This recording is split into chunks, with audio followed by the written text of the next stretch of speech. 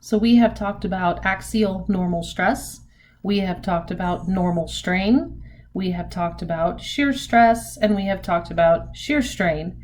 And all these stresses and strains have a relationship, and we can show that relationship in one way with a stress-strain diagram.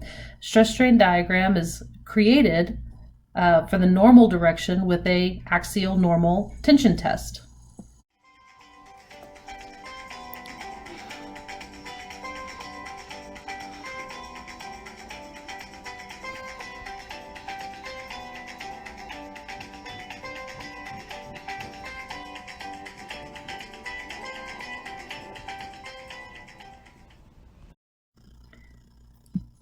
When we plot the stress-strain diagram, we're going to have normal stress, axial normal stress, which is N over A, and we will plot that against normal strain, which is the change in length over length.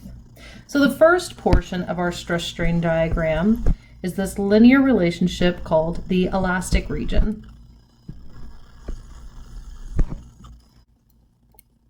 The elastic region is created when we have an at-rest length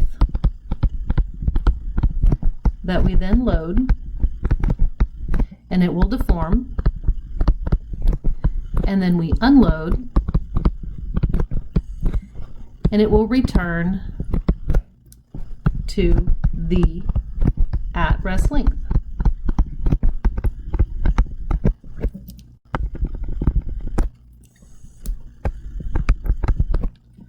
So in the elastic region, there is no permanent deformation, and this is our favorite region to use for engineering because things will go back to how we originally designed them in the length or shape they originally were. Very first and important part of the elastic region is the slope. And the slope of the elastic region is the modulus of elasticity in the normal direction, and it is rise over run, and this is called Hooke's law. And it relates the stress to the strain under a load in that elastic region only. Hooke's law only applies to the elastic region. Okay, at the end of the elastic region, we have the sigma PL, which is the proportional limit of normal stress. The proportional limit is where the linear relationship ends. So that's where Hooke's law ends and that straight line of the elastic region ends. That's the proportional limit.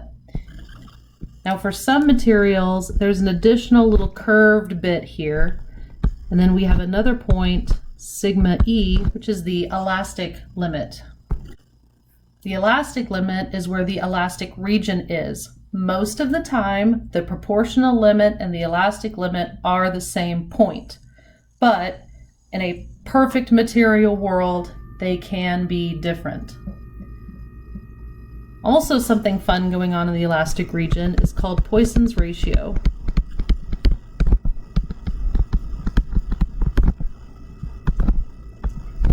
And it is the Greek letter nu, and the equation for that is the lateral strain over the longitudinal strain. And let's define those terms real quick. If I have a stress element here, and I load it with normal stress in compression, it is going to get skinnier and taller. So there is a relationship to how narrow it gets to how tall it gets. This height here is what we call the lateral direction. And this width here will be the longitudinal direction.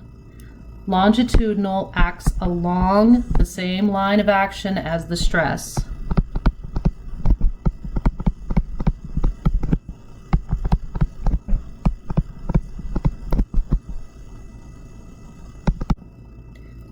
The lateral direction is the other one.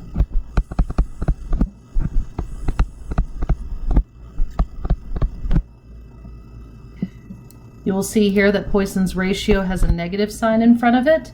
That is because if one direction is getting narrower, the other one is getting longer, which means that there is one strain that is negative and one strain that is positive. So in order for this to be a ratio and not have a direction, we need to throw that negative sign in there, because two negatives make a positive and we have a directionless ratio.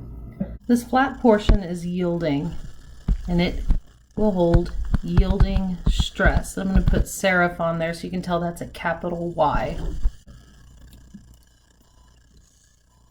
So the plastic region is where we have the at-rest length.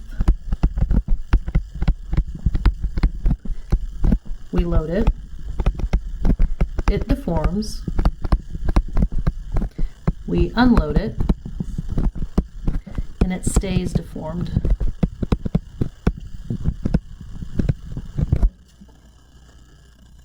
Yielding is a fun region where load is constant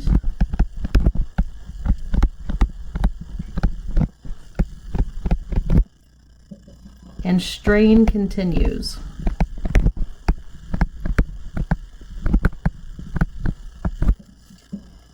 So that's why it's flat, because P is constant, A is constant for stress, but that delta L is changing, which means that the strain continually changes as well.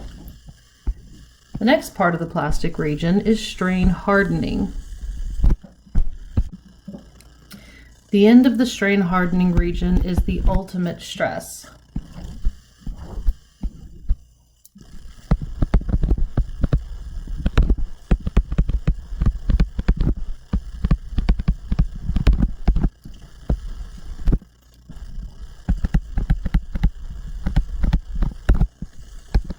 Strain hardening is where we need to increase the load to continue deformation. What's fun about strain hardening is we can take a material to this deformed state, because it's still in the plastic region, and then release the load. And it's going to have its permanently deformed shape, right? There's the offset, there's its permanently deformed shape. But now look what we've done. We have a much larger new elastic region.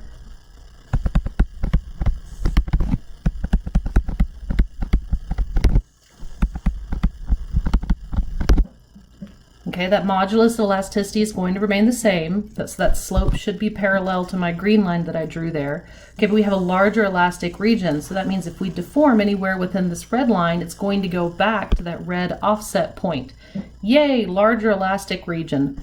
Boo, we're all that much closer to the ultimate stress. So there's pros and cons on strain hardening and changing that elastic region. The last portion of the plastic region is called necking, and on that video earlier, that's where we actually see that cross-section pinching in. So this is where we can visually finally see the deformation of the specimen. The end of the necking region is called the fracture stress, and this is where it actually separates and actually fractures this test specimen. Now this blue and green stress strain diagram is based on a cross-section that we measured before we added any load and a length that we measured before we added any load. But as you can see in the video, the cross-section actually changes, and we know from axial normal stress that if the load is getting larger and the cross-section is getting smaller, the stress should increase. So on our stress strain diagram, that does show up. So somewhere about here, there's a break off.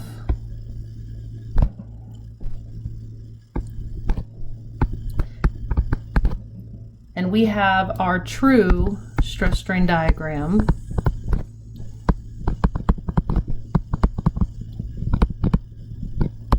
With that changing cross section, increasing that stress, right? Smaller cross section, more stress. So the cross section is decreasing faster than the load is increasing. We don't really mess with this all that much unless you're doing something with materials But it is important to know that the blue line is drawn with the original cross-sectional area and the purple line is drawn with a deformed cross-sectional area. That fracture stress, by the way, is still occurring at the same fracture strain. So it doesn't change in length any, it just changes the stress. If there is a normal stress-strain diagram, then you better believe there is a shear stress-strain diagram. Where the normal stress-strain diagram is created by a tension test, the shear stress-strain diagram is created with a torsion test.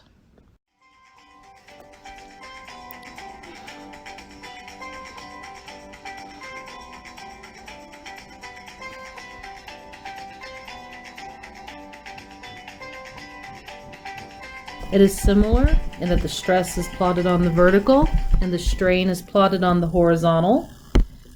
There is also an elastic region where we have the proportional limit of shear stress, and then we have a plastic region where we have an ultimate shear stress and we have a rupture shear stress.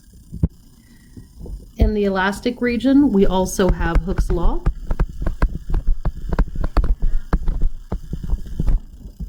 This time Hooke's law is represented by G, the modulus of rigidity, and it is still the slope of the elastic region, tau over gamma. Because we are in the elastic region and all things relate through the elastic region, we can relate our two moduli of elasticity and rigidity. So modulus of rigidity will equal the modulus of elasticity divided by 2 times 1 plus Poisson's ratio.